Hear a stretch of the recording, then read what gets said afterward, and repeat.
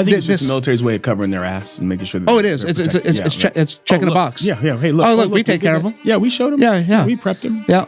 Yeah, right. Why did he commit suicide? Because of financial reasons? Well, we did. We checked the box. We helped it. Yeah. You know, I was like, no. But you said it earlier. I think it's the reason why I think this happens, and I said this often. Having access to me is like having like a nuclear warhead. Like you could press the button. If you just tell me to go destroy some shit, like I'll go destroy some shit. Like especially if like you're like just saying, hey, this is what we need to accomplish. This is what we need to have it accomplished by. Let's go get it. Like I'm all about that. Like 100%. But what happens is when you take that like direction and guidance, and then you're like you take that nuclear warhead and you shoot it out in this space, and then you take the guidance chip out, and it has no direction. It just floats around in the atmosphere. Like, what do I do? Yeah. Which way do I go? And then for the first time, I think a lot of veterans when they get out, and this is where that garden and the war start, is for the first time, the first day when you get out, the first question that comes to your mind is, what the fuck do I do today?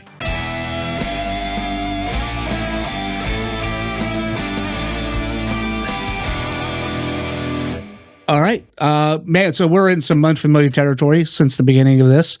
I'm Dustin Hayes with Therapy is Full and CEO of Red White Badass Brew. Yep. And wait, should we be looking at this camera or should we be looking at this camera now? I don't fucking know, Honestly, man. It's so weird now. I feel like we should be looking at this camera. All right.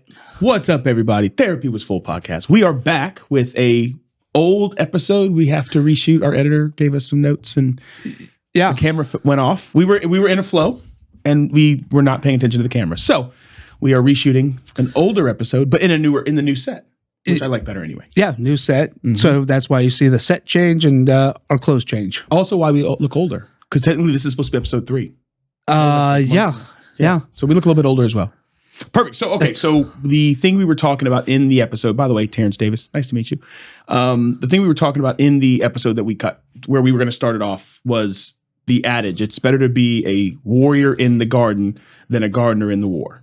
And then we were talking about your past, what got you the military, and then kind of how you managed and how you've lived as that warrior that, you know, was taken out of service and then put into the garden, and, you know, what kind of happened there. Go ahead. I mean, well, imagine a warrior that, you know, was trained to do a job and then no longer be able to do the job.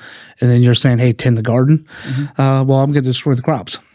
And, that's kind of how I got out when I got medically retired. It's trying to find where am I going to put a garden anyway? You know what I mean? How am I going to fit into society? Mm-hmm. And is the society going to accept me? Because the last group I was in told me I was no longer an asset. Now I'm a liability. Mm-hmm. Now I was no longer accepted. And that's kind of how I felt. And I took that kind of rough.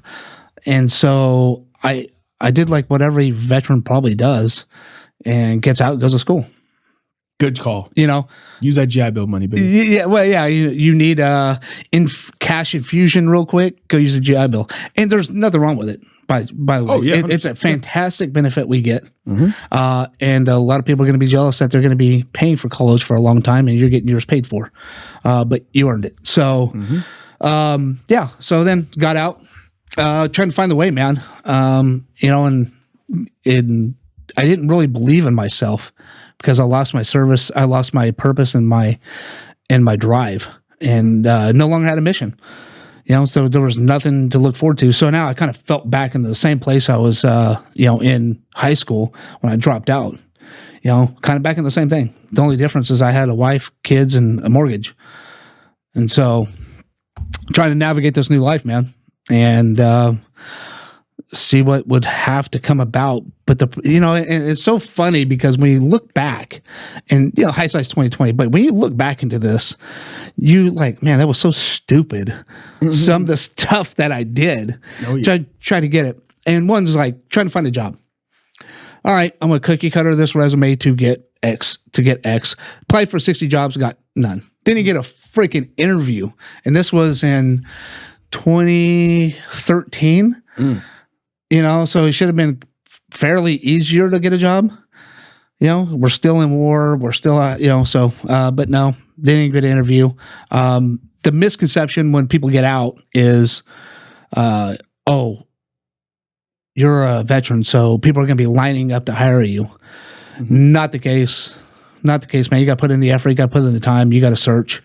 It also depends on how you pad and prep your resume and your skill set, and how you pad yourself to get out. Yes, and yeah. So if you are like, hey, I'm an admin clerk and I didn't attend school, I didn't do anything remotely technical, especially like anything in like STEM. Yeah. What's STEM? STEM is science, technology, electronics, and mathematics. Yeah.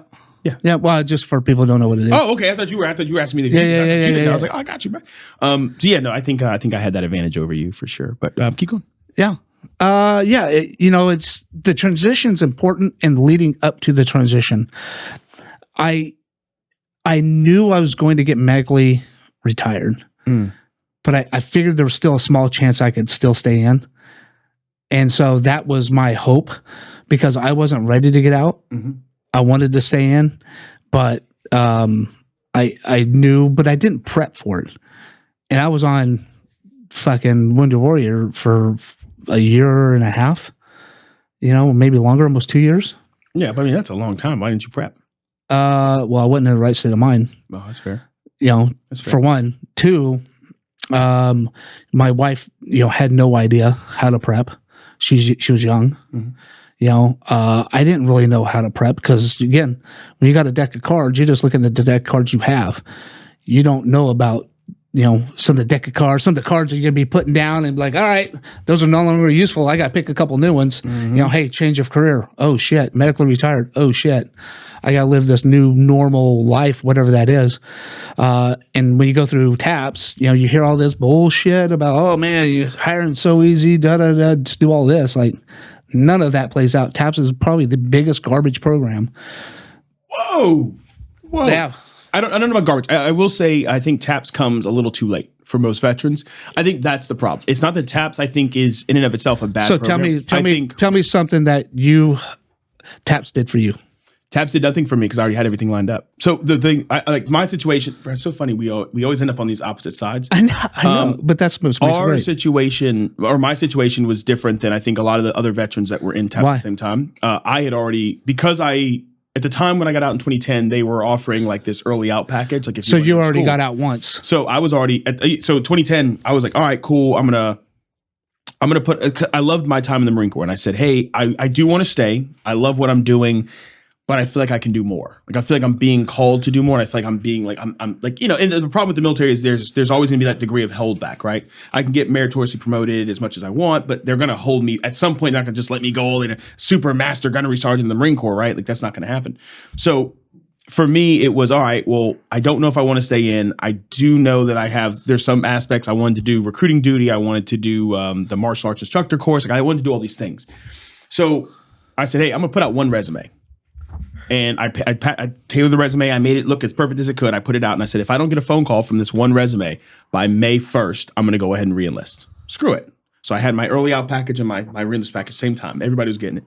And May 1st, I'm walking in. May 1st came, no phone call. So May 2nd, I'm walking to the battalion building. And as I'm about to walk in to sign my re-enlistment package, I get a phone call, right? Now, Marines, we can't answer our phones and walk and talk, in uniform. Well, at least back then. Maybe now they can do whatever the fuck they want now. Grow beards and shit. So I said, you know what, let me wait. I stepped out, I took the phone call, and it was SPAWAR. And they were like, hey, we want to hire you. It was BAE Systems, actually. They're like, hey, we want to bring you on. We want to interview you. I was like, oh, shit. I went down the next day on the drive back up. He's like, hey, you got the job. Like, when do you want to start? And I'm like, I'm getting out now. So I immediately got rid of my re-enlistment package. I went with the other one. So TAPS for me didn't do a whole lot. It showed me some of the benefits and the things that I didn't know I had. And there's the problem. I didn't know I had them until like the last month, 45 days of active duty. And then now I'm like, oh, you have, apply for your VA disability. Like I could have applied for disability then. Yeah, 6 months prior. Didn't do it because I had no plans on getting out. I was mentally prepped for staying in. Why do you think that? Why do you think 45 days or 30 days before you get out, you do TAPS? Why do they think the military does it, or why do I think we the military? Because it's required. It's required. It's required in the last year. I think because most of us that must have changed.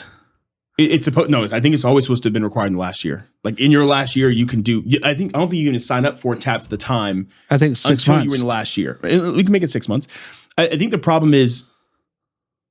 I was talking to someone about this yesterday. I don't think that it's on a high priority list because most people that are in would probably recommend you not get out anyway. like when I was getting out, the theory and the scare was, oh, don't get out, bro. Like you're not going to find a job. Like nobody's hiring veterans. Don't do any of these things. And the crazy part is, Greg Reed says, seek counsel, not opinion. Counsel is provided by people who have the actual experience of the thing you're trying to do. Correct. So as I would talk to people about whether I was going to stay in or not, the only people I could talk to were people that were stayed in. What happened when you made that decision of getting out in your command? I mean, when I made the decision, it was kind of like you're getting out now. Like, matter of fact, when I finally did make the decision to get out, so that was May 2nd. I got the job. I was maybe like 30 days, 45 days left of active duty service before I started my terminal leave. And it was like, hey, just go do, you're a range coach, so go do the range. So I legit did nothing but the range for the last like month and a half. Every day. Like I literally did nothing.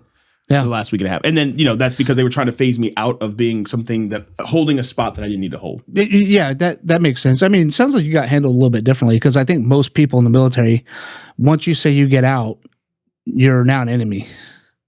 I didn't feel like I was an enemy. I definitely didn't feel like I was an asset anymore, which was fine because I was processing that anyway. And I didn't want to be like a part of the big thing. But I definitely agree with the sentiment of like, I can definitely see how my experience is a lot different than the average veteran who's getting out, who doesn't have who isn't planning and isn't making the plan. Because I think a lot of times you're not making the decision of whether you're going to stay in or get out until that year anyway. What do you think the percentage is of people who are plans? And very few. Yeah, I think it's like 15%. I think it's that might be gracious. Yeah, I think it's an emotionally charged decision. I think getting out. I'll be honest with you. I think most veterans or most active duty service members think about getting out almost every year.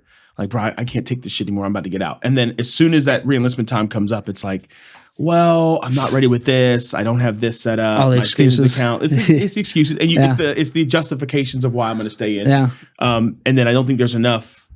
There's too much ambiguity. There's too much uncertainty in getting out, especially when you have a family. It's like, all right, I'll just stay. Yeah, I mean, that's what happened to me. I mean, that was my first enlistment. Like my first enlistment, I was like, yeah, I'm fucking out of here.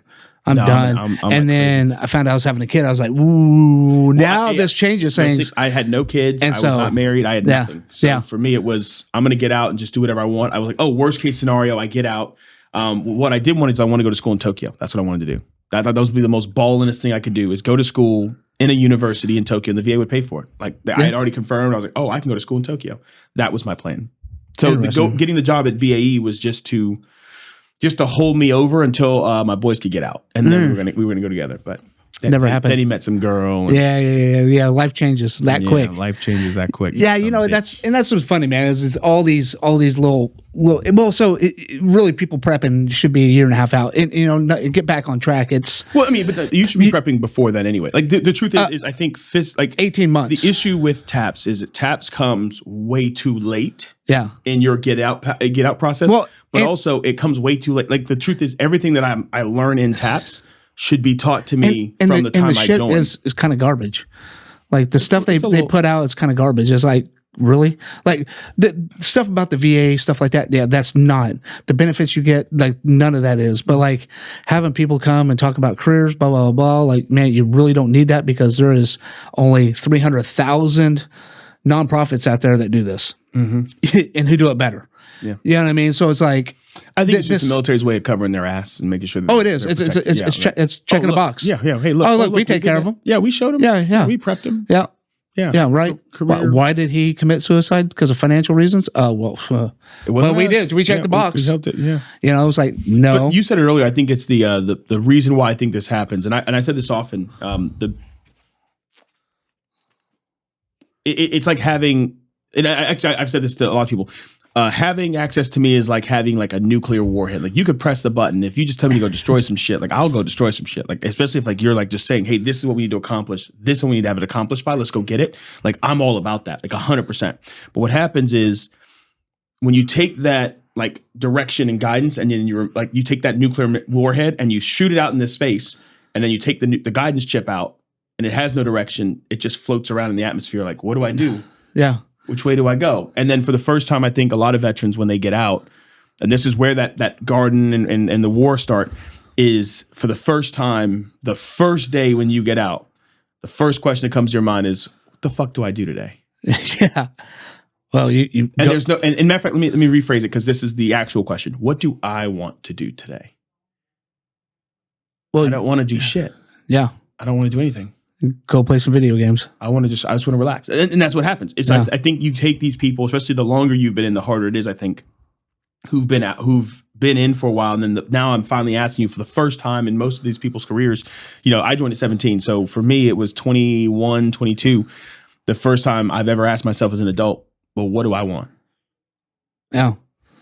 And I could imagine 13 years, 15 years, 20 years. Guys, there's a lady I interviewed yesterday, and her sister's 22 years.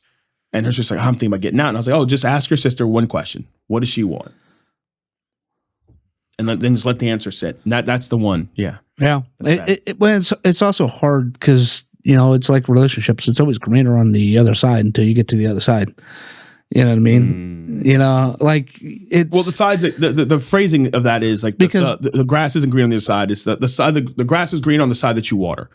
And the problem is if you prep. Perfect. That's perfect analogy. If you prep for getting out, then you will be perfectly fine. I promise you. And I'm out and you're out. And we can tell you. Yeah. If you prep, you have 6 months of savings, so you're not stressed out about money. You have your emergency funds. You have a job lined up. You have things, or at least not even a job lined up. You have a plan of attack. Yep. If you are getting disability money, if you are retiring, a lot of you probably are in a really great financial position. You don't even realize it yet. Some people don't even have to work. You need to go talk to STEP, Support the Enlisted Project. Yep. But, shameless plug. They're not sponsoring the show at all. Not yet, hopefully. Yeah, but STEP, they will hook you up and they will, teach you how to make great financial decisions based on the income that you have, not the income you want. Because I think a lot of us live on the income we want, not the income we have. I mean, I definitely did that. Yeah, right. Yeah. So it's.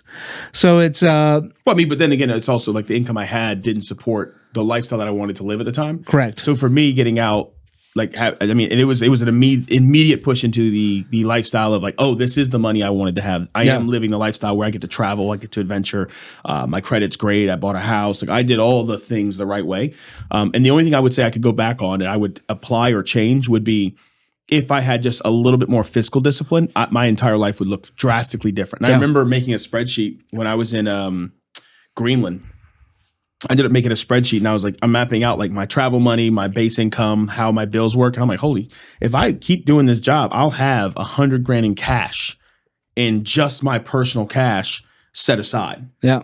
Like, holy crap, like that's crazy. Like 2 years. I'm like, oh my God, that's crazy. Number one. Number two, I have this house I just bought. If the value of that home keeps going up, and I wasn't even a realtor at the time, if the value of that house keeps going up, well, that's like a free like $30,000 every, let's be honest, it was like more like 18,000 every year. But like, if that keeps going up, I'm going to be rolling in this free cash. Like, man, like fiscally, I was really great. But I think the problem is, brings us to the main point of this whole thing, is I was the warrior that's used to chaos and war, and now I've built this life of peace, where the money's coming in. You're at peace. I wasn't internally at peace. My life was at peace. So if you take a step back and you just look at my life at the time, I had a really great paying job, consistency in income. I did at 22 years old. I was an independent contractor. I would travel from base to base to base to base to base. I had like my American Express card. I had my travel points. I was Delta Prestige. I had Presidential Circle at Hertz. I was like from the outside looking in, and it all looked great.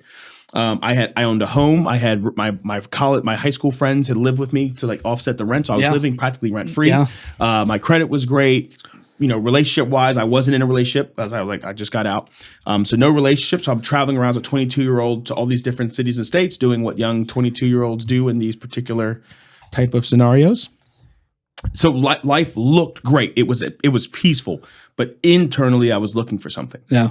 And because I didn't see it in this thing, I would make impulsive decisions that essentially did end up burning this thing down. Yeah. Because I was so in a rush. And that's what happened is I kept toppling things on top of a foundation that wasn't built safely. Yeah.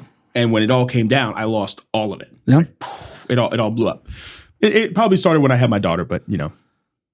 I'm there. I get you, man. Cause I think most of us do the same thing. We go from making $50,000 to making $100,000. Shit. Active duty in 2010. Right, I mean, whatever it was. Well, no, out here it's different because you get the BAH. No, yeah, but I wouldn't get in BAH. Yeah, so I'm in Camp Lejeune, 2010. I was in E4. I would, bro. There's no way I was making more than like $2,500 a month.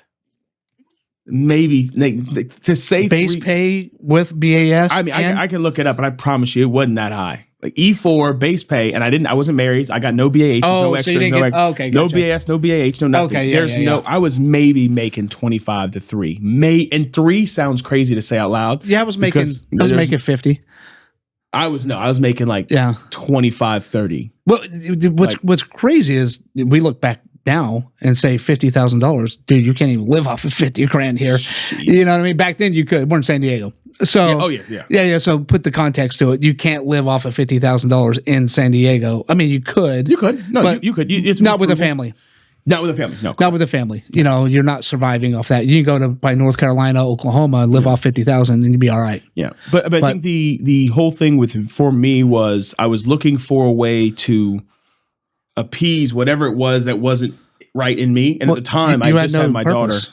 So the crazy part is I did have a purpose, right? The purpose was I just had a daughter in 2012, so I had a daughter now. So the life that I built that was peaceful looked really great for a single man, right? But now I've got this daughter who I'm not. I was like, I mean, to be honest with you, I was a FaceTime dad.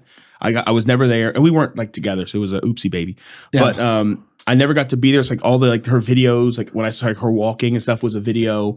Her first words were like a recording. Like I missed everything. And then the job, and honestly, I really think I made the wrong decision, because you never know, like hindsight's 2020, right? So at the time, again, this perfect life that I built where all my bills are taken care of. I have no, like I'm my debts are like, I'm just rolling through money. Like I had so much money. It's so stupid now that I think about it. I would travel, and because I was always on the road, I would have this suitcase full of clothes. And what I would do is when my underwear were dirty, instead of washing them because I'm in the hotels all the time, if I knew I wasn't going home, I'll just throw them away. And I'll just buy new bags of new sets of underwear for so that was stupid. And then like if I wanted new clothes, like I would always keep my shoes. Like I had this one pair of Jordans I always took with me, but like I would just throw away the clothes and just go buy new clothes. Stupid. That's just so stupid. But what ended up happening is they slated me for I was the only fiber optic guy at the company. So they were like, "Hey, we need you to go to Tokyo for 3 years. Let me continue to repaint this perfect life this perfect life over here, this garden." They said, "Hey, we're going to send you to Tokyo to Yokosuka for 3 years." But you want to go to Tokyo anyway. And it was perfect, right? Okay. Perfect. Again, peace, right? So they said, "Hey, we're going to send you to Tokyo for 3 years. You and we got the team all set up." And we're like, I told them, I was like, "Yo, here's the crazy part. Our per diem, I think for us being in Tokyo was maybe like $480 a day. The per diem." And I was like, you know what we could do, y'all, is we could, because I already know the whole in and out. And I already had like friends there and everything. I was like, yo, we could easily go there. The 4 of us rent an apartment, a really nice size apartment where we all have space that we're just going to live out of. And instead of us paying individually this high cost, we all split the rent. Yeah. And we're stacking money. Yeah. I had picked out an apartment. I had like everything set up. And I realized, holy crap, it's a 3-year bid. I'm not dating the mother of my child at the time, so I'm not bringing her with me. And I'm not going to have access to my daughter for a period of up to 3 years. And it's a pretty, and what I mean by that is I can't just fly back for a weekend. You know right. What I mean? Like, that's not going to happen. No. So I thought about it and I was like, hey, like I can't go. Like it again, we talked about this morning, the alignment with like the choices made. Yeah. Like, so for me growing up, the way I did, it was like the choice for me is I'm not leaving my kids. Like, I don't ever want them to feel like I left them or that I wasn't there for them. So now I'm at this crossroad where this perfect life I've built is now going to cost me the one thing that I always swore up and down I would never do, and that's leave the kids. And now I'm like, well, I should talk to the boss about it. Maybe we can work something out. And he said, I'll never forget it. He said, you know, Terry, sometimes you just have to do what you have to do. And when he said it, it shook me. And I was like, you know what, Mike, you're right. I quit. Thanks, bud. And it's the two. And I'm not going to lie to you. I remember feeling the fire And it wasn't a bad fight. I wasn't angry. It was like the fire got lit. Like, holy crap, I'm gonna go to the war. Like, I'm gonna have to rebuild. Yeah. And if I do this, I'm gonna have to find a new job, and I'm gonna have to figure out how to make money, and I'm gonna have to do all this. Oh my God. And that was more exciting to me than the possibility of long-term financial stability for my family. Really? That was more important. The thought, and I like this whole like, oh, I did it for my daughter. It sounds good to say it. You did it for yourself. But I did it for myself. Yeah. I in that moment, I said, you know what? I could do this thing because I was already getting bored of this job anyway. It was the piece was killing me. I could upend all this, come back to Charleston. I could build a life because I didn't live, and that was the alignment piece. Yeah. I wasn't living a life anywhere. I was going to Ohio, and I would have a life in Ohio. I would go to New York. And I lived up and down New York for almost a year. I would go to Cali. I would just fly wherever the hell I wanted to go. So I didn't have a life anywhere. And I kept saying like, man, I could just, the only way for me to have a life, I said it, I have to burn this down. This life that I built, it's a cage, it's a trap. And I built it and it's stuck and I'm stuck in it. I can't leave it. Then I had my daughter. I saw a way out. I think most people are aligned with how we are and how we went down that road. But the crazy part is that's not. You shouldn't go down that road. I should have never. I could have gone. But the warrior in the garden. You didn't know how to manage all of this, so you went in there like a samurai and just cut all the crops down. What really happened is I didn't have anybody I could turn to for wisdom and like discernment. So you say like having a mentor when you get out would be like highly advantageous? I fucking like when we had the life coach on, I think it makes perfect sense to have someone that's detached from your decision making that you can rely on and say, hey, here's what I'm thinking. What do you think? If I had one person, like one, and this is the problem with the daddy issues piece, is like I can't have a mentor who's a male because I instinctively want to like butt heads with you, and I didn't realize what it was then either. All this stuff, and this is the crazy part, all of this highlight and all this backwards review of the plays is like, it's all based off of the things I've learned and educated myself on now that I could look back and go, oh yeah, I was kind of a little bit of a rebel because I had some daddy issues. The problem is, had I had a mentor who said, hey, I get what you're wanting to do, and that sounds admirable, but think about the life you want to provide your daughter. This is where you need to stay. Be at peace with your decision, and let's make the mission around the life that you built. If I had done that, my whole life would look 1,000,000% different. Now, I'm happy with the way that it looks right now, with the kids coming here, with me having a son, another daughter. Like, I'm like 100% okay with the way life turned out, but I can acknowledge at least that internally there was like the fights that I fought over the last couple of years may have been unnecessary. Oh yeah. Well, because we throw the thermite grenade right on the fucking crops because there's this thing that's going on inside of us, and you're really battling this war. Mm-hmm. You know, on the outside this looks great. What's going on the inside is this war that's just filtering into your head, in and out, in and out, in and out. And you don't know what direction to go with. I know I'm doing good over here. But man, I got this battle I'm facing on the internal. Like, I don't have this purpose. Even maybe you have a purpose, but it's not the purpose you really want to do. You know, and I think people misconstrue purpose for money. No, we talked about this. We talked about obligation and opportunity. There's an obligation I have to either take care of my family or to take care of my kid. You had an obligation when you got out. Yeah, but the obligation doesn't mean money. It doesn't always mean money. Yeah, that's fair. You could be poor and have the happiest family you've ever had. You could be rich and have the most miserable family. But if you were poor and your family's happy, are you happy? But that's not the case in point would be my family's happy. So we have this. Oh, okay. Ooh. Yeah, I know. But here's because you're sacrificing. Never mind. You're sacrificing. You got it. You know what you're looking at, what your life wants to be. Internally, for me, I could not be poor. You went a different way than I was hoping you were going to go. Well, internally, what happens for us is because we don't have our own mission, we make our family's lives and our family's happiness. We make that our mission. Correct. Yes. And we never. I don't think we ever talked on it, but we think we did with one of the episodes we shot with Ty and Lori. It's that covert contract. Like, hey, I don't have my own purpose and my own mission, so I'm going to make your happiness my mission. Yep. And sure enough, you better appreciate what I'm doing, because the Marine Corps, you know, in the military, we don't have, they like the COs aren't calling you, hey, we want to thank you for getting that job done as ordered. Oh, right? you didn't get that? No, hell no. Well, not the Marine Corps, but maybe the Navy. You guys get pound on the backs and shit all the time. That's on the butt. That's actually how I got. Good job, guy. It has to be on the name tape. It has to be on the name tape. Yeah, it's not gay if it's on the name tape. I don't fucking know. I'm just making that shit up.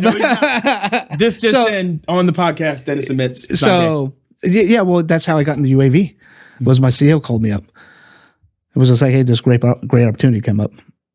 It's not normal. Mm-hmm. For that to happen. Well, no, it's great. No. I think but that part's normal. Is like the part of like people recognizing your talent. I think is normal in the military. So people going not hey, usually Dustin from the CO. Usually not from the CO. Well, I mean, no. There's sometimes I've had COs that have recognized like, hey, like you've got something. I want to keep that. Yeah. I've had some senior leadership that saw like, hey, they saw the potential. Like, hey, I want to keep putting you in spots to like help me make better. Oh yeah, that's how my military career went. Like I was actually a shit sailor. I knew it. Yeah, I was. I could tell. No, like, dude, I was I never had a clean uniform. Oh. You know, like I did. I mean, my uniforms were clean, but I was a fucking worker, man. Sure. Like I was a get shit done. And they love that. And they love that. But ish. You know, they love the middle of those two. You know what I mean? Where I never had a clean uniform because something fucking happened. Here I am in a brand new my dress uniform or my inspection uniform. And boop, right to the problem. Disregarded this. So I never had a clean fucking uniform. You know, where all these other guys had one that was just pressed hot and all that shit. They were good sailors. I mean, most of the people I served with, well, no, that's not true. But a lot of people I served with had a clean uniform. That's pretty much all it is. Well, but they were good sailors too. Like, you know, they cared about, you know, well, I don't know. I don't know, man. Actually, I'm just talking shit. I don't know what they really care about, but to you, what would they got qualified and shit that like, you know, the surface warfare, air warfare type stuff, where I looked at that like that's some unnecessary bullshit. You know what I mean? That's like busy work and it's eval bullets. You know what I mean? They're doing it for gratification, for that validation. Yeah. And I'm like, dude, my job should be enough. And so put it in perspective. I got put up for CAP or meritorious promotion twice, you know, and I didn't have those qualifications. You know what I mean? So I was just like, that speaks volumes. Now, also hindsight being 2020, you're probably not going to make chief, probably without those. You know what I mean? So like, well, there's a long-term play for sure, but I think you were getting promoted because they recognize your value. I would disagree with you. I think you were a great sailor. I just think it depends on the leadership and how I want to use you. We are tools. Oh, do they use me? And there are people that like, hey, I know if I want to get something done and I want somebody that's going to like drive the horse. Oh, cool. I'll just send Davis. Yeah, hey, Davis got it. He's going to yell at people. He's going to fight people. He's going to do all this thing. It's going to get done. If I want something to get done, I'll send Dustin. If I want something to get done and I want it to be clean, I don't want any problems, I want it to just look smooth, then I probably won't send Davis. Yeah, because I'm blowing shit up. Oh yeah. Well, I was yeah. You know, sometimes I knew the system. Yeah. Oh, so, I came the fucking system. You know what I mean? But I think that's the thing is if I had someone that could have said, hey, I think you need to think about this one more time. But there was no one. The two problems that I had for me was a lack of direction in the military. No, that's after military. A lack of direction. Maybe even in the military, but if you had told me to stay in, because if you had told me to stay in and when I asked you why, it was about like me failing or like the possibility of me failing, then I wouldn't have listened to you anyway, because like I'm not accepting that as a response. I think getting on the other side though, getting out, the tough part is like finding someone that I could listen to in that way and saying, hey, listen, what you're thinking is admirable. What you're wanting to do is admirable. We talked about the choice, right? The choice is made. You want to be that dad. And that, matter of fact, this is the perfect analogy. I didn't think of this earlier. The choice for me was I'm not leaving my kids. So now I'm trying to take this life that I've built and trying to make it fit into this mold that this thing that I've created that said, hey, I'm not going to do this thing. But the truth is, I 100% could have said, hey, I'm going to keep this job. I'm going to work and I'm going to figure out how to make this happen. This version of me today would have done that. I would have said, okay, cool. Yeah. How do I keep this job? How do I do the Tokyo thing while not losing my daughter? Okay. Well, first off, she I think she was maybe 1 or 2 at the time. So am I really losing her if I miss 3 years or if I miss a couple years out of the beginning? Ooh. Like, I mean, yeah, could I? Because that's formidable years. It's the formidable years, right? But then the crazy part is even the years, and here's the part. And not saying you weren't absent, and all this was so I could say I wasn't absent. But the truth is, I was just as absent. Yeah. Matter of fact, I was probably more absent than I would have been if I stayed at the job. I would have been in Tokyo, and I would have been. Did you look at your daughter as kind of a with a little bit of oh my god, I'm trying to find the fucking word. You know, kind of like like an obligation? Nope, not an obligation. More like she's a hindrance into your life. You know, because now she's made you make choices that you didn't really want to make because you wanted to go with. No, I think the choice was already made. I mean, the choice was her. Yeah. Like I think I don't know where it's at now, but I know I have a journal. I used to write her letters. Like even when I was traveling, I would write letters to her, and I was like, oh, I'm gonna give it to her one day. You never did. The choice was already made. Like me being there was already the choice. The problem was I thought I was making. Back then, I thought I was making the decision for her. Like, oh, I'm gonna quit this job and I'm gonna figure it out. But really, it wasn't for her. It was my excuse that I needed to like, oh, well, I wanted to leave this job anyway. This kind of works out perfect. I'll leverage it so it sounds better. I'll leverage it and say, oh, I did it for my kids. No, I did it because I wanted to quit anyway, number one. Number two, I wanted a change of pace in life. I wanted to be home more. So I didn't do any of that. You know, one thing that I think we both kind of hit the head on was mentorship. Mm-hmm. You know what I mean? And lack of. You know what I mean? I had mentors. I had people who were trying to mentor me in the military. I was just, you had daddy issues. I had daddy issues. Don't give me no advice, Dad. So yeah. No, but to be honest, attitude. So like, there are a lot of male leaders that I saw, and I was like, but don't tell me what to do, Dad. But that same sentiment still carries over when you get out, and I think it's even more aggravated than when you're in, because now you're like, oh, I'm a veteran. I've done some things. You know what I mean? Like, don't tell me what to do. And then we don't follow through. I mean, because that's why you see a lot of veterans working at Walmart, not, saying you shouldn't work at Walmart.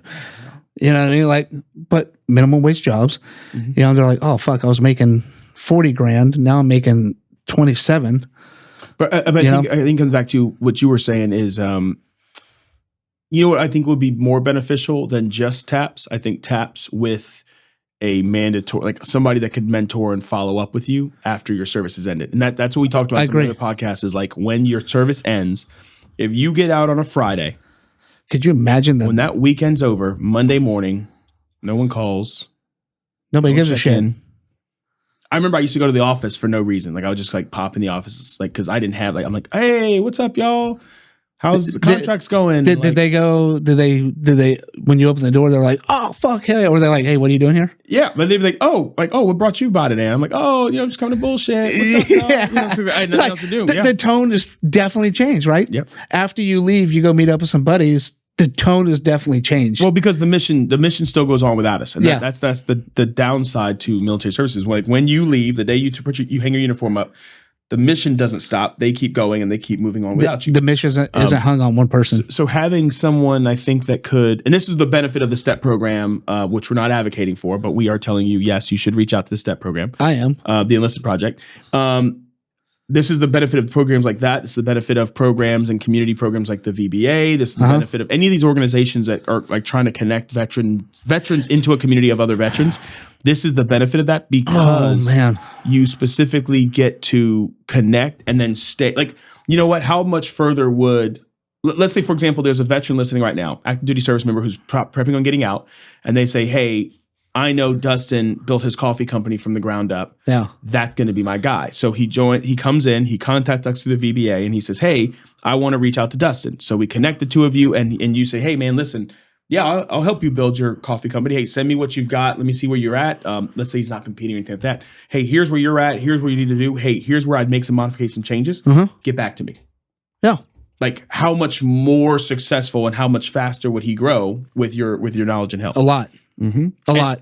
Yep. And the thing, I think, to go back to it is the whole thing behind the gardener and the war. The truth is that when you take the warrior out the war and you bring him into the garden, what he needs in the garden is a mentor. Yeah. He needs someone to watch and say, hey, listen, Dustin, I know that Right now, what you're thinking is these crops are going to grow themselves. You don't need to be ready for battle because nothing's happening. But the truth is, you have to be ready. Yeah. These crops are coming. Yep. And when they come, you try to make sure you're ready. That's all. The same where the gardener who's on the other side, that gardener needs Dustin to say, hey, listen, I know you're scared. Lock that shit up. We'll talk about it after. Let's go get this shit done. Yep. And when we go back, we'll talk and debrief. Cool. We go in, we get there. And what that is it's called support. Yeah. And that's something I think that just gets missed, and we don't have that connection, especially if we're not connecting with other service members. We're not. Where do you start? I mean, honestly, the stupidest thing, and I've told young veterans this all the time, the VFWs, what are the other things? Not the VFWs. There's Veterans Beer Club. Yep, the Foreign Legions, the Marine Corps leagues, all the things that you think are really stupid and just asinine, like the thing. And I've said it too. I'm like, oh, why the hell would I join the Marine Corps league? That's stupid. But like, we are the next generation of people who need help and need guidance and mentorship. And if you're not reaching out to these programs, I definitely agree. You know, I tell people to start on Google. Mm-hmm. You know, because probably every place has a VFW or has American Legion, you know, or something to that variation. Isn't there another one? I want to say there's a Foreign Legion, there's a VFW, there's Veterans of Foreign War. Honestly, just reach out to us. Yeah. We'll find it. We'll connect you. But yeah, I mean, like having the ability to have someone who can support you in your transition, I think is the most important piece. And I think because we are warriors, we are prideful, we do have egos, we think we have it figured out. And I'm not saying you don't have it figured out. I'm just saying, like, imagine if there was a way that I could navigate this new terrain with somebody who's already hiked it and then goes, hey, you're right. Everything you're thinking works, but I would make these changes. It's a lot easier to go up Mount Everest with somebody who's been there 10 times than have a whole new squad. That's 100%. You know, shit. So it's like, find out. Yeah. So it's, definitely. I mean, I tell people all the time, and especially in coffee business, one, good luck if you go at it. That's a super difficult business. I wish I would have known what I know now. I would say I wouldn't do it, but I probably still would because I don't like the easy road, which is fascinating. Two, find that mentor. I think that's the easy road. Why? Don't pat. You said that's fascinating. Why don't you like the easy road? You know why you don't like it, but why don't you like it? I think it's an ego thing. I agree. So it's like, oh, look what I've done. Look what I've built, which is fine. It's cool. You can say, yeah, look, I built this coffee company. Would not go down that road again. This is my fourth startup. I mean, but I disagree with you. I think you would do it again. No. Even if you don't do coffee, I think no. I don't think you would ever go. Okay, let me ask you this. Let's do it this way. Coffee business fails tomorrow. Knock on wood. Upended tomorrow. See ya. Yep. Move on to next. You would go to get a job. No. Okay. You would go work at Walmart. No, that's getting a job. You go to police. Nope, that's getting a job. Okay. You go do border patrol. Nope, it's getting a job. So odds are that I imagine you would choose the harder road again and go build something new again. Statistically proven. That's exactly what I've done every time. But that's the thing. I wouldn't build it because knowledge is power. Yeah. And what I know now is like, I can go spend, because to build a business, except for people on Instagram, it doesn't apply to people on Instagram. Only applies to people in real business. It takes 5 years. Damn. Yeah. No, Instagram is overnight. Oh, yeah, maybe. Like if you're on Instagram, you're building a business, usually about 90 days to 120 days, you're picking out the first color of your Lamborghini. Yeah. Okay. No. Right. No, I mean, people glamorize people. Well, but people don't show the hard shit. They don't, and they sit there and say, "Oh man, look, the overnight success." You know what pisses me off more than anything else is somebody fucking say, "Oh, what an overnight success." Go look at the last 10 fucking years that took him to get here or her to get where they're at today. Well, man, there's no overnight success. But the Lambo, I think, is done specifically. So the problem that I have with social media and social media business building is because it's all like. It's all that I can. I don't have to prove to you that I have a successful platform. I just have to show you that I do. Yeah, that's it. Which is the wildest fucking thing. So if people buy into this shit, if I have a great credit score over 700, I can go take out some. There's some guy who's selling some bullshit ass $150,000 credit cards. Then I take that $150,000 credit cards. You can go buy a McLaren, $40,000 down on a McLaren, and then bam, now I got a car that looks good. And then you go, well, how the hell did he do it? And they follow you on the gram. They follow you. They support your business. And I hope that you actually have a business that's running. The truth is, you and I both know that most of those businesses they fail because the basics and the fundamentals of business building is how you stay long term. Yeah. Getting money is easy to do online. There's plenty of people that can do it. There's, OnlyFans, people do it all the time. The truth though is why don't we hear about you more? Like, why aren't you bigger than you're supposed to be? Because behind the scenes, there's a business building component that comes to it. Yep. And you're not building a business. You're just working a job. Yeah.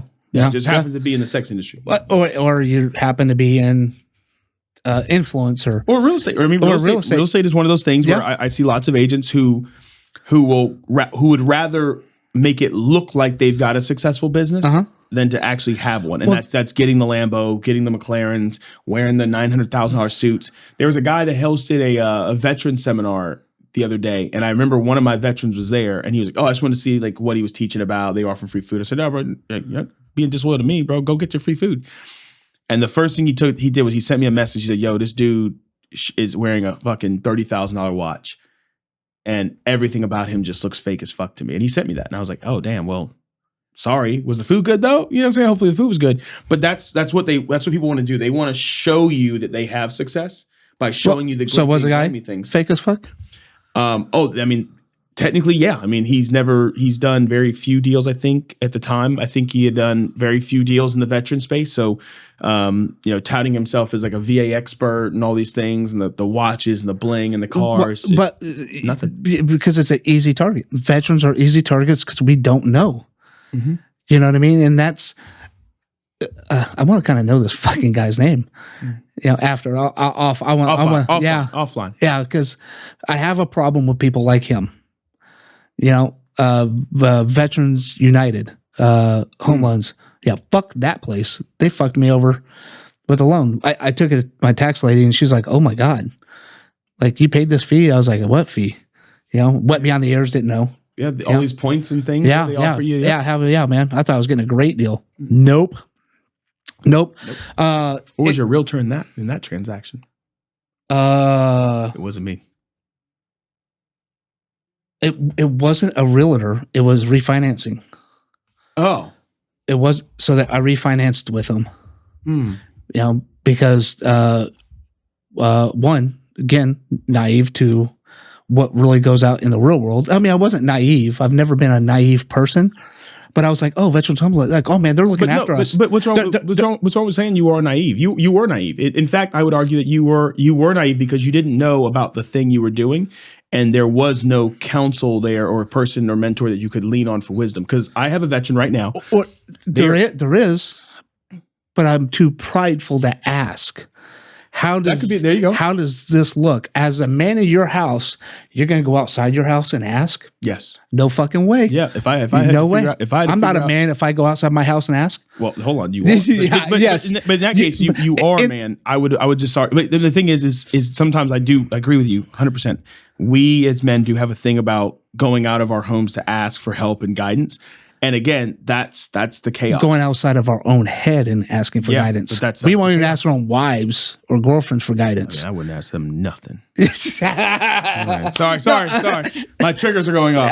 But I am. So yeah, no, I was naive about this whole process. No longer naive about it. I'm no longer an expert, but I don't want to be an expert in real estate buying. Yep. I'd rather just be an expert in investing. So if you follow me and you take my course, no, I'm just joking. There it is. No, I'm just joking. So that's what I would rather be is finding a good deal and have a team of people help me find those good deals. Yeah. It's hiring out the menial tasks that I'm not supposed to focus on. Yeah. And going like you're in real estate. If I have a real estate question, I would be like, hey, dude, can you look at this? Like you do this all day long. You look at these numbers all day long. Does it look funny to you? Or go to my tax person or my business lawyer or somebody and say, does this look funny to you or does this look good? But it takes you, to your point, it took you a while to get out of that pride and that ego to know, like, hey, I got it. And I'm maturity. Yeah, maturity. It took a lot of things for me to go. Well, okay, it took me almost taking my life to get where saying I'm okay with asking for help. There's nothing wrong, and I think it's more manly if you actually go out there and say, I'm gonna seek guidance some shit I don't know about. Yeah, you know what I mean. So, it's like buying a car. I'm pretty good at buying cars, and if somebody came to me and said, hey, I need help, I was like, cool, let's sit down, let's talk about the game plan. Yep. What do you want? What's your payment look like? Let's budget this out. What car do you want? Is it going to fit? Okay, you want to pay $400 for a car payment, and you want a Lamborghini? Probably not. Yeah. Right. But why do you want a Lamborghini? You want a Lamborghini, but you have 5 kids. Lamborghini's a show me. Yeah, the Lamborghini is a show me. It's a show, yeah, and there's nothing. I tell you, there's nothing wrong with owning a Lamborghini. Nothing wrong with having the nice, expensive cars, But man, I want to put this fucking people on blast so bad, but I'm not going to. Go ahead. I do. Don't put them on. Don't put their name on. I do because they're bullshit. Speak your piece, baby. So anyway, they nobody puts Dustin in the corner. Nobody puts baby in the corner. Yeah. So they. It was almost like this mentoring program or this, sign up for my business class. I'm going to teach people. And it's like the Grant Cardone, the Tony Robbins type of thing. Right. And met this guy. This guy was 23 years old. And did I tell you the story already? No. I already know where it's going. The fact that you're telling me that, I already know where it's going. This guy was 23 years old. I was at the fucking worst time of my life. I had literally fucking 20 grand in my name. Not even that. Actually, I didn't even have 20 grand. I think I had like $11,000 in the bank, which is great. That's better than zero. But it's all I had. And I knew I had some bigger things I had to pay off. So it was going to go from 11,000 to like 500. And they're like, oh, well, just join this program. It's 25,000. Told them didn't have it. They would incrementally make payments on it. And as soon as I make payment, they'll release a chunk. Make payment, release a chunk. And this guy had, the vision board, big ass house, the watch, all the stereotypical shit that's on a vision board. You know what I mean? Watches, house, car, right? And island. You know what I mean? Like, man, go look at every vision board. That's all it looks like. It didn't have a family on there. So anyway, he on vision board wasn't Lamborghini. He's like, I got the Lamborghini. I was like, oh, sweet. Hell yeah. So we started talking about it. And he's like, you want a Lamborghini? I was like, yeah. He's like, I'll teach you how to get a Lamborghini. I was like, fuck. He's like, you can get a Lamborghini right now. I was like, there's no way. He's like, yeah. He's like, all right, we're going to go get you a credit card. And we'll put it in a name. Not my name, and just a company name. And we'll get you 20 grand. And I was like, oh, okay. And then we're going to go get 2 car loans on said Lamborghini, which is illegal. I don't know if you can really go get 2 car loans on a car. Usually not, no. Yeah, usually not a thing, right? So, and then I'm kind of here doing some loose math in my head, and I'm like, this car's going to cost me like fucking $4 grand a month. Like $20,000 in credit card debt. In that house. And then that fucking percentage on top of that, there's a 27% probably average on a credit card. Then you got these interest rates, but it's going to be higher interest rates because it's a luxury car. So you're going to be like 11%. Don't forget your insurance. We're not even talking about insurance yet. We're just talking about car. Okay. Yeah, we're not talking about the tires for a Lamborghini. I don't know how much those fucking cost. The windshield. That's your nickname, windshield, man. Bro, that's gonna be my nickname. Golly. Call me the Rock, bro. That's all I keep finding on the road. Rock, yeah. The Rock. I'm the Rock. You're the Rock. I find them on the road. So yeah, man. So anyway, and then my question to him was like, dude, you must have a sick ass fucking house to park this Lamborghini. And he's like, oh, I'm working on that. I was like, oh, where do you live? It was some like trash ass apartments in San Diego. So I can't remember, like in Claremont, but some trashy ass. I was like, wait, you park your Lamborghini there? And what he said was, no, I park it in our garage here and I drive my other car. I'm like, you got 2 cars? And it was like a 2001, Honda that barely was on 4 wheels. I was like, and there it is, folks. Well, I think the priorities are a little different always for certain people. And I think in the sales space, especially here in San Diego, it's like the idea is I'd rather look the part than be the part. Yeah. You know, so even on social media, like, I mean, I see agents all the time who like post all these videos like, oh, I'm doing so much, but they're not doing anything. No, none. You know, we could pull the numbers. I mean, it's like there's nothing there. So it's like, why pretend? Because they need that validation, and there's other people telling them to just fake it till you make it, man. Just fake it. That's exactly what they were telling me. Except you know, instead of, hey, let's fake it till you become it for sure. Like don't like oh, that's so crazy. Okay, we're good. One of the guys, one of my mentors now, he said the only person, the student never has a problem raising their hand and telling them that they're a student, right? That space of like, what's the worst way I used to use it? Is my big fear was like being like a fraud. Like I didn't deserve to be in the room. Like imposter syndrome. Imposter syndrome. And he was like, the only person that has imposter syndrome is the person that knows they're not supposed to be there. Like, because the student doesn't have a problem being a student. But if the student's pretending to be the teacher, that person's suffering from imposter syndrome because they're like, oh, well, I really don't know if I should be here. So just take a step back. Yeah. And just be the student and be okay with being a student. Don't pretend to be something you're not, because then eventually they're going to call you and be like, hey, you're the expert. Hey, come out here and teach a class. And you're like, I don't know shit. And that's where that's the same thing with building a business. Mm-hmm. You know what I mean? Going back to this, I no longer want to do a startup, and I wouldn't. If the coffee thing went fucking south, I would not want to do another startup.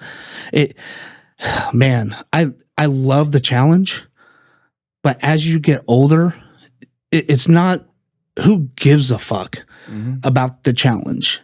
It's only you who's going to really remember the challenge. Mm-hmm. You're going to have a couple people in your circle be like, holy shit, dude, you did this. No, you did it. You know what I mean? Or people left you circle. Like, oh, bro, I didn't want to sit around and wait. Oh, yeah. Well, we can talk about those people, man. Yeah, like, we're going to talk about those people. Bypass the fucking 5 or 10 years and go buy a business. That's what I would, if that coffee thing failed, I would go buy another business. I wouldn't go. I'm not gonna lie to you. I'm done. Mentally, I'm done. In business? I'm done. Really? I'm tapped out. Oh, okay. No, wait, hold on. You heard it here. If he fails here, he says he's going to tap out. I'm done. I'm calling straight horse shit on it. Mm-hmm. Yeah, you are tapped out. You will be tapped out. I'm tapped for out. this much. And then you'll go make something, and then you'll hit that boss that is just like. I would pivot. This time I would pivot to what? Away from. I don't know. Real estate? I've had a couple things. No, I pivot away from real estate, but I've had a couple. Honestly, the crazy part is I've been getting like job offers lately, which are more like training and leading like these groups and like hosting these things. I would probably want to find like. You want to be a coach? I want to find the passion project. Like I want to find something that I don't want to be a coach. I like the parts that I want to go to. Coach. I want. I mean, maybe listen, if it pays enough. No, I don't pay anything. My focus now is more so less about like how much I can amass and like how much I can just enjoy the things that I've got. That's not true.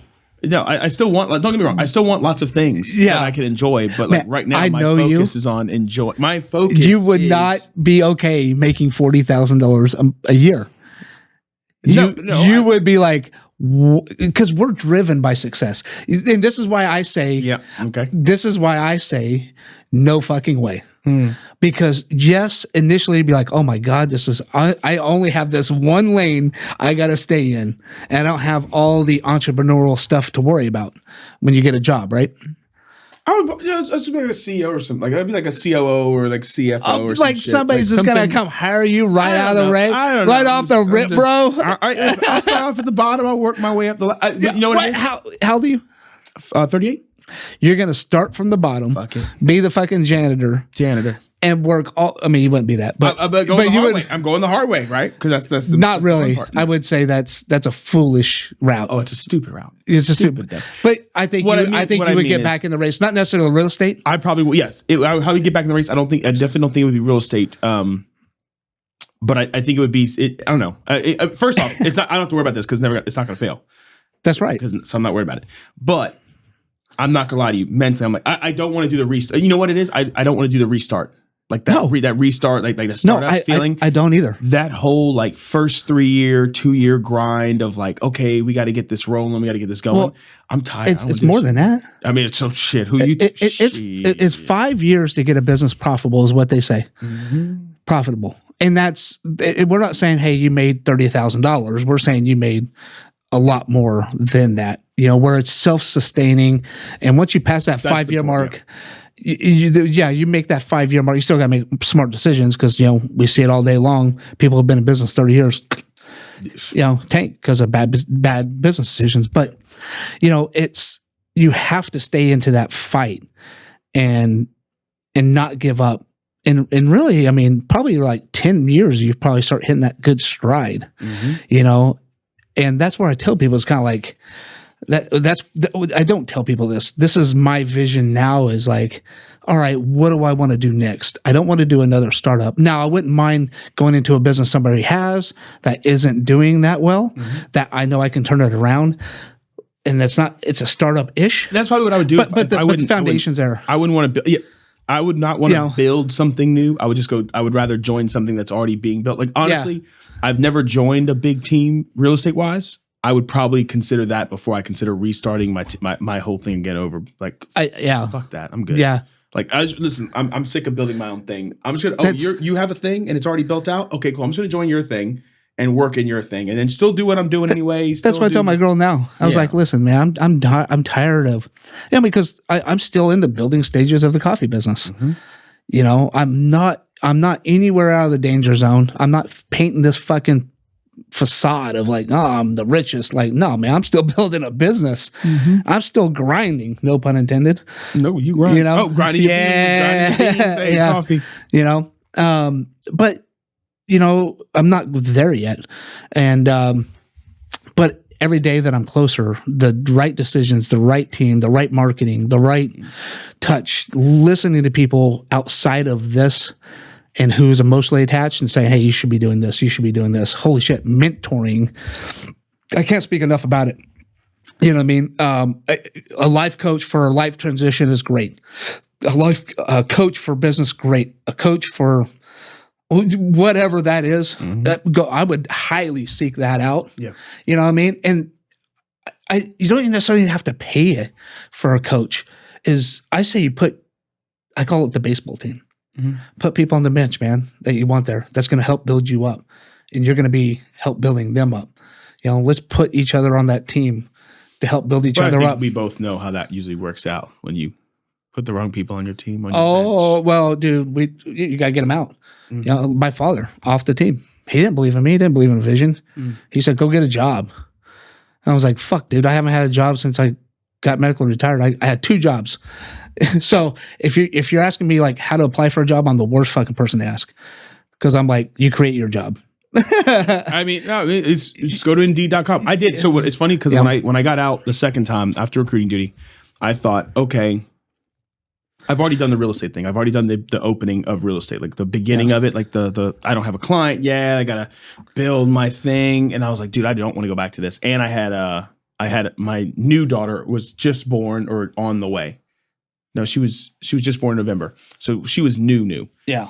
And I remember getting out and I'm like, all right.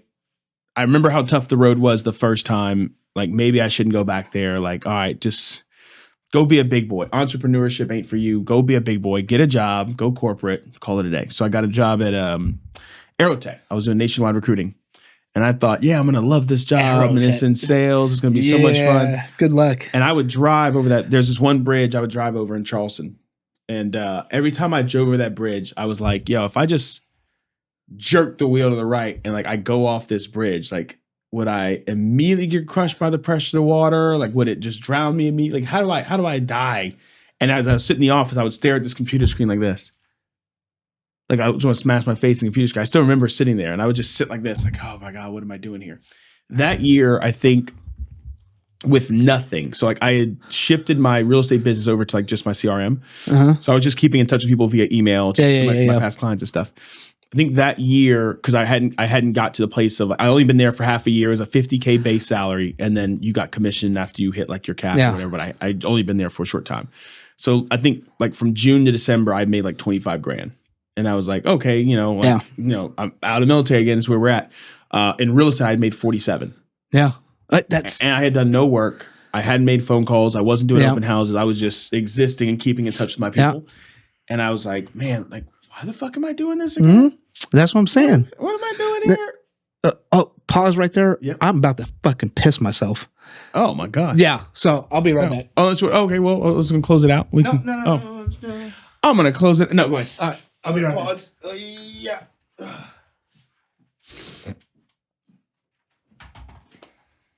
Well, we're not done. I have to take.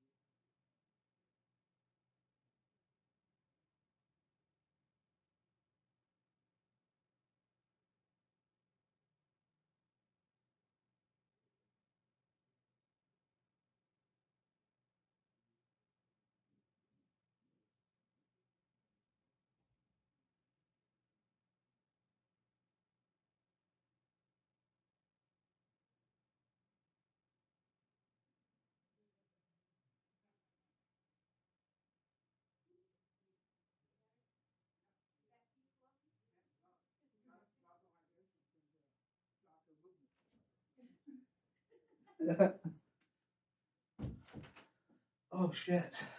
Literally. Oh, yeah, the shit out. Well, yeah, the Jocko hydration turned into Jocko movement. Oh my God! Did you have the shit just now? I did. I definitely. Yeah, How quick was that? You gotta get back in the fight. Damn, that was quick. All right, well, shit, we can wrap up anyway. All right, man. Yeah. So hold on one second, there we go. And so yeah, man. I think kind of finding mentors. Go ahead. You were actually talking. what were they talking about? I don't know. We were talking about. So anyway, I think so. The most important thing what is was I talking about? Real estate. Something about quitting. But yeah, quitting. So what ended up happening is I think you're right. I think I think the outside of mentorship and those things there, I think the other important piece is that we have like whatever it is that we're doing, it like lights you on fire. Like it like gets you excited to get up in the morning. Yeah. And that's something I did not have with that job that I did have with like building whatever it was I was doing. And really it wasn't even about like the money with real estate. It was like I really just enjoy working with veterans and like connecting with them. and like being able to do that through real estate where I am able to make some money, but I am also able to like financially help them like invest, help them learn how to manage the money, help them learn how to navigate and use the equity before it's just like, oh, I sold my house. Now I have all this equity. What do I do? Like, no, you could use it way before then. Let's talk about it. So I think that's what I've learned to love about this business, that I just got to find a new way to do it. If this had all ended, I would find a new way to do it.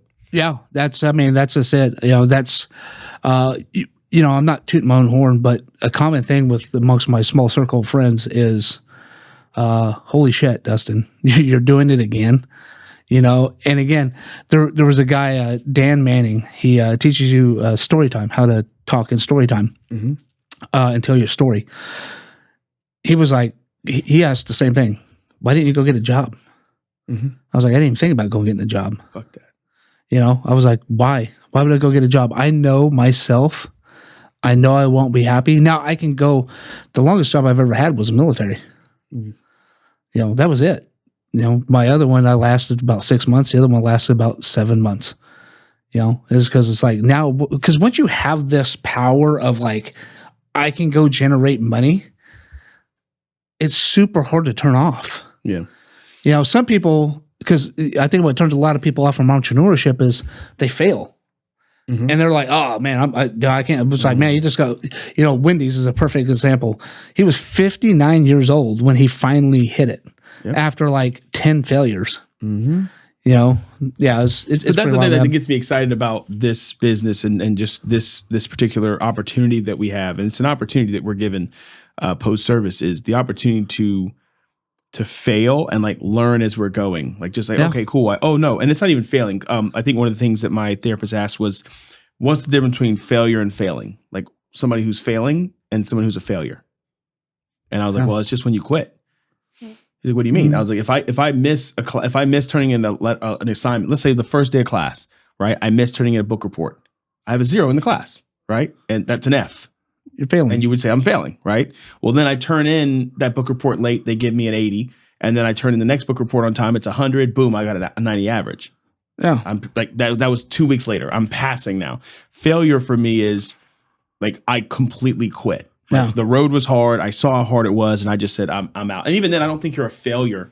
I think the degree to which you'd have to like give up on life, I think is tremendous in order to be considered a failure. But in terms of failing, like that's probably one of the most important and most fun aspects of this journey. And that's where, and I know where that comes from, because to be honest with you, I know like former partners and stuff like that who were not open, who didn't even, like the idea of failure scared them.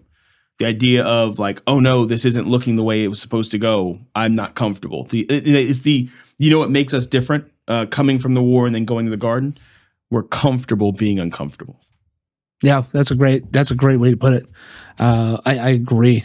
I love the chaos of business. Oh. Yeah, I mean, the chaos of war is fun, but we're about to turn this whole podcast into a whole just go to the war. Yeah, but it is fun. It's honestly, it's waking up, going, okay, cool. I'm gonna get it today. I'm gonna go out and hustle today. I'm gonna make it happen. Yeah, but then you go out. Not only did you make it happen, but you dominated. Yeah. You made this new connection that's going to bring in this new revenue over 15 years. And you're like, yo, I just did that. Like I put my foot in that. Like that's a powerful feeling. And I think we chase that high, that high of like, oh, I want to feel like I accomplish that all the time. I think both of those highs are very similar. Yep. You know what I mean? There's nothing like being in war. But then again, there's a lot of bad that happens with it. So, it's a high you'll never get again. But this is the closest things that's come to me. Like drugs don't do it for me. Alcohol doesn't do it for me. It's this is just, I love the fucking chaos. I love getting in it and going, fuck, I failed today. Yeah. I'm not a failure. Yeah. I failed today. Yeah. We lost the battle today. Yeah. That's okay. All right. Guess what? Tomorrow's going to be another war. Let's go. Yep. And then looking forward to that is why I do think like that whole adage of like, it's better to be a warrior in the garden. I'm like, it sounds good, but like, I'd rather just be a warrior in the war. You have to have also some kind of forward outlook of what you want to do. What do you want to take over? And I didn't really see it. And I can't remember. I think it was my buddy James who asked me. I think it was because he asked some pretty deep questions. He's like, well, when you build it, what's your goal with it? I was like, and talk about the coffee business. I'm like, he's like, what's your goal with this location that you got? I was like, make money, help veterans. Mm-hmm. He's like, no. What's your goal? I was like, well, it's really put every other fucking coffee business around me out of business. Mm-hmm. So everybody comes to me. And he's just like, yeah, that's the war you're fighting. That's the war. That's the war. My day, I wake up to put everybody who is around me out of business. So I get them. Now, I'm not saying that may sound like really egotistical. You know what I mean? Could be. But that's not, in reality, that's not what's going to happen. And I'll never do anything to put somebody out of business except for run my own business. Well, you want to excel. You want to excel in such a way that everybody goes, oh, that's the guy we go do coffee. That's the coffee guy. Yeah. And I don't think that's necessarily a bad thing. I think in terms of business, it's a very you have to have that mentality to keep showing up every day. Yep. Like if you're just like, and honestly, it's funny because I don't really have that drive. And honestly, I'm at a much more like, my goal right now, honestly, I just want to, I want to work with people that want to work with me. That's the goal.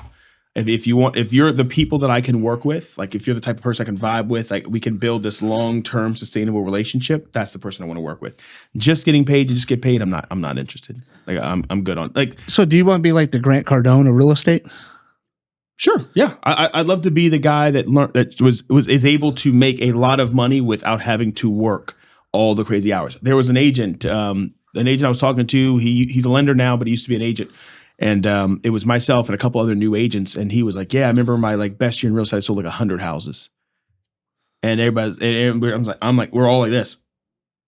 And everybody's asking the question, like, bro, what did you do? Like, man, that's so amazing. Like, what did you do all the money? Did you buy houses and cars? What'd you do? And I'm like, bro, are you okay? And he just looked at me and he's like, what do you mean? I was like, bro, like 100 houses, bro, you must have been like practically dead, like on your deathbed. He's like, actually, it's funny you said that. I remember I ended up in the hospital and I was on the hospital bed taking phone calls and responding to emails. Like, no, I'm good on that. Like, I think the mission for me has shifted a little bit to where I don't want to be like the top VA realtor in this area. I don't care about that. I have no interest in slapping realtor on my gravestone. Like, I just don't want to see it. Like, actually, super crazy. There's a guy in Canyon Lake. He's 82 years old. And I said, hey, can we meet at the house? And he goes, well, it depends. I got to get done with my showings first. And so when I finally met him at the house, he drives this big truck. I'm thinking, it's gonna be some old, some young burly guy. Nope. Out come his 2 walking canes, and he's like trying to walk out of the vehicle as safely as he can. He's like trying to show me this house that he's selling, and I'm like, dude, like, he's on his deathbed. Like, let this go, bro. Like, hey, you need me to be your agent? I'll be your worker. Just send me your people. I'll refer you out. Let's make it happen. Yeah. What were you gonna say? What? Oh man, I lost it. I was trying to get back I said realtor on the gravestone.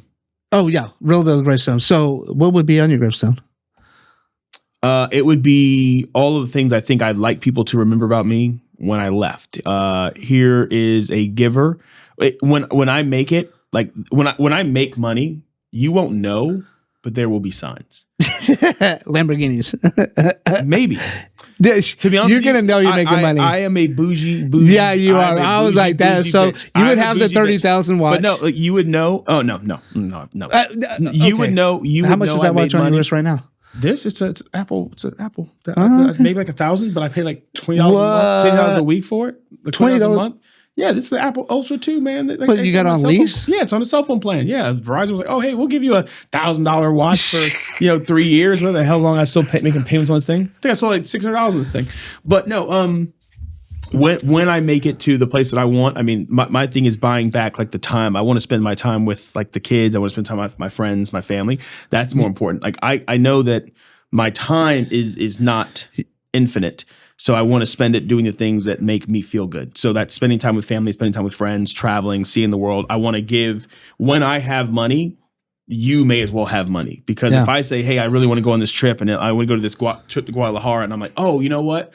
You told me one time that your wife has been wanting to go to Guadalajara. Hey, why don't y'all come with us? And you're like, I don't know, man. It's like right now finance are tight with we just got a new office, we got a new location. I'm like, oh, don't even worry about it, bro. I got the Airbnb. Yeah. I'm going already. It's gonna happen. Yeah, that's already covered. I've got the Airbnb. Yeah, can you get a flight? I can just book the flight. Like food's covered. Just show up. Just come through. And honestly, I don't give a fuck if you like, yo, I really don't. Like, oh fuck, I just bought your ticket. You have to come.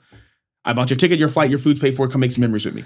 And then you show up and we have a great fucking time. We have great memories, and then we leave. I want to do more in philanthropy. I want to give more back to. I want to give more back to the people that I think are. I want to do more in like I don't want to be a coach, but I do want to be more vocal about like finding young men that grew up the way I grew up, or like had the mindset that I had when I grew up, and try to shake that out of them as early as we can. So like big brother, big sister programs, stuff like that, like anything that could help me give back so that people don't have to take the hard road. To be honest with you, I want to be sword and shield to take the hard road so that you don't have to. I want my kids not have to take the hard. I want them to be smarter than I was. Yeah. Take the fucking easy road. Yeah, like, let me build you a really nice fucking foundation, and then you could decide if you want to build the have they done it? Way. No, they're all too young. My son wants to do bruh, it's the worst. My son had to do an assignment, and he didn't turn it in. And I was like, well, why didn't you turn the homework in? He's like, oh, because it's a career assignment. They want us to do all this research on these careers, but I already know what I want to do. So I asked her if I could just turn in my one sheet and be done. And she said, no, I had to do more research. He's like, but I already know what I want to do. And I was like, well, yeah, but like the assignment's the assignment. Like what, like, maybe you should look into multiple things. You might want to do, you never know, your interest will change. He goes, no, I just want to come work with you. And I'm like, oh, I have failed at building you the foundation I wanted to build. So you go work smarter. You're going to come work with me. But that's what he said he wants to do. He's like, I just want to work with you. I see what you're doing. I see how fun it looks. I see how much you enjoy certain parts of it. I like the idea of being able to make videos and make content and being able to help people. And like all the things I've got to watch you do, like I want to do that. And I'm like, oh, okay, well then I guess I did something right. And that's what I want to do. When my time is done, I want you to say. You made it look too easy. Oh, shit. But you know what? He's just like, what? My dad did this. It looks so fucking easy. And the crazy part is that makes me feel proud. I want people to know. Does it? Here a lot. It does. Oh hell yeah. Oh my god. So him looking at me going like, I want to do what you do. Yeah. Like I see what you're doing. Like being able to watch me. Like, yeah, bro. Big ego. Big ego push. That is. I could see that. I would be like, hell yeah. None of my kids want to do what I do. They seem. They seen the heartache in it. They seen me hit the lowest of the lows. I mean, you got to remember. But they haven't got to see your highs of the highs yet.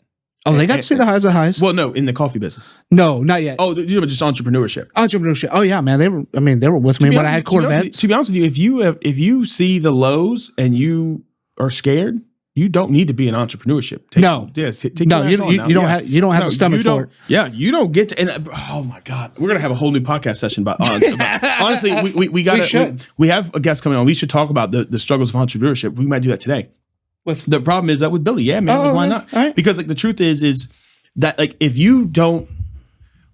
When the shit hits the fan, and I get that some people are not built for this, and I really do, and I didn't really understand it until I really had a partner who wasn't built for this.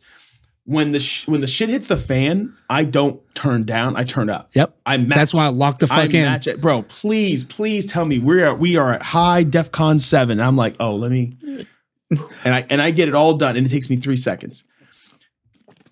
But he would freeze. And I used to tell him like, listen, it's okay. Like that's the beauty of us being partners is like when you freeze, I'm still showing up. Yep. And in certain aspects where I'm like wanting to destroy things because I'm a warrior, I want to destroy things. You're calm. You're calm, and you're like, yo, chill. We need to relax. Yeah. It's that duality of like us yin and yang kind of working together, which I thought was going to be really successful, help us build really well. But we always do. Yeah, I mean, we always do. We're hopeful. Yeah, I knew mine wasn't. Oh, I'm not right off the rip, but real fucking quick. I didn't. I was incredibly honestly. I've told people that I get. I can predict a lot, and certain things I can reasonably predict. I mean, I think there were a number of times that I saw it, but I think there was a lot of times that I held hope that it wouldn't, like what I had thought and what I envisioned wouldn't manifest. Yeah, because I knew what that would mean for like our friendship and our relationship. So it's a little shitty that it all played out the way it did. But oh man, if the guy didn't fuck me like that, we would both be beyond more money than when he's ever and the I've crazy ever part had. is and that's the craziest part is I don't know. Well, we're gonna talk about this in the next episode for sure. Then, that's the craziest part is I literally look at where we're both individually at, and somebody was like, "Oh, well, he's doing this thing now," and I'm like, "Great, like happy for him. Like, go let him do his thing." But the crazy part is, why are they talking to you about him though?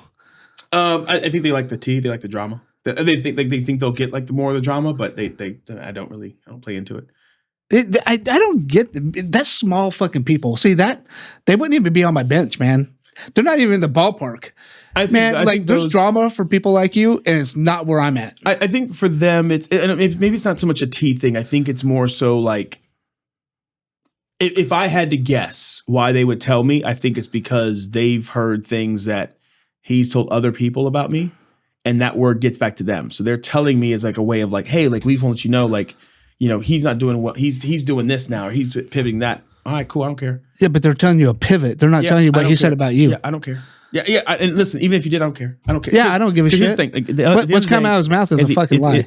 And maybe it's not. Maybe from his perspective, it's so funny the way you can look at it.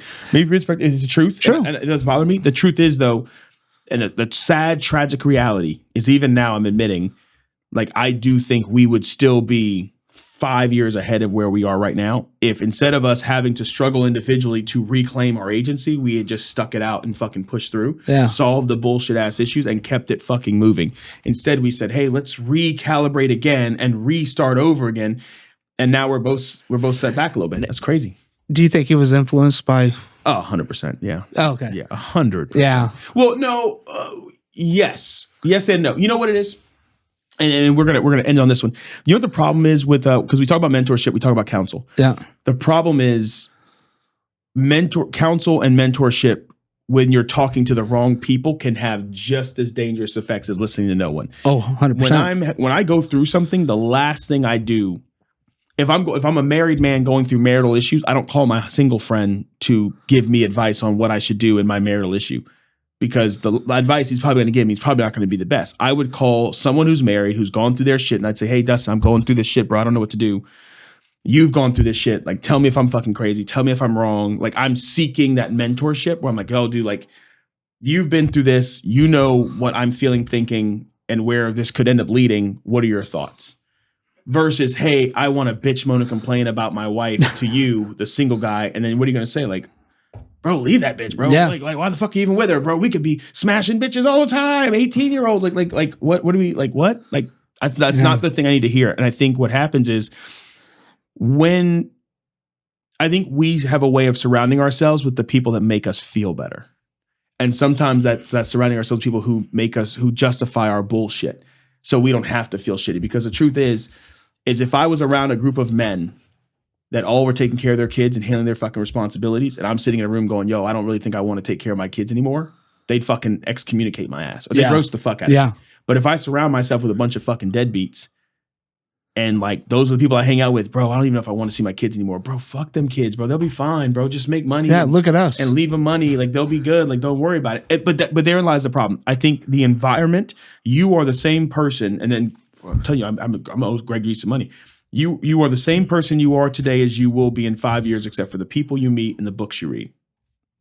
That's it. Interesting. You think books have that big of an impact on you? Certain books, certain like, books. I think if you read and you apply, I don't think books in their own right have the power to change you.